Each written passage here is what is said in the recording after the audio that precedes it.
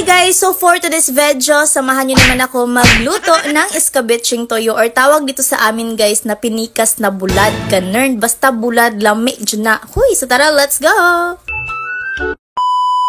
So finally guys, nakauwi na talaga ako dito sa aming probinsya at syempre nagki-crave ako ng escabeching toyo guys kasi napakasarap naman talaga nito, parang ako lang. Ganun! Dali-dali nga ako dito nagsindi ng apoy guys para makaluto na rin tayo at makakain. Kasi kapag nandito ako guys ay wala talaga akong ibang iisipin kundi magluto ng magluto. Ganun!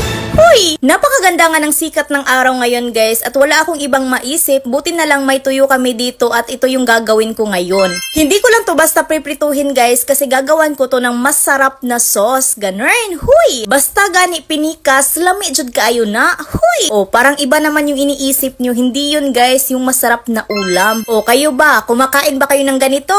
Huy! Ito yung madalas na inuulam namin dito sa probinsya guys kapag gipit. Huy! Pero hindi kami nagsasawang paulit-ulit tong ulamin. At ang mas masarap dito guys, yung maraming kamatis. Kasi nilalagay namin yan sa kanin. Naku, mauubos na naman yung kanin namin dito. Huy! Pero sa akin lang guys sa panahon ngayon, hindi na natin kailangan mamili kung ano yung uulamin natin. Kasi napakamahal na talaga ng bilihin guys. Grabe! Buti na lang talaga dito sa probinsya guys kasi maraming gulay sa paligid at meron rin yung manok sa kapitbahay. Huy! Kung hindi ka lang talaga maarte guys, ay naku, marami ka talagang pwedeng lutuin dito sa probinsya katulad ng puso ng saging. Kapag meron ng bunga yan sa kapitbahay namin guys, ay inuunahan namin sila. Huy! Hindi naman sila magagalit guys kasi bibigyan naman namin sila kapag maluto na. Ganun! Huy! At naluto na rin ang ating escabeching toyo guys. Tignan nyo yan kung gaano yan kasarap. Diba yung sauce pa lang perfect na. Kaya nilalagay ko talaga yan sa kanin. Diba? Kaya kung may tuyo kayo dyan guys, ito yung gawin nyo. Napakadali lang lutuin nito guys. Naku!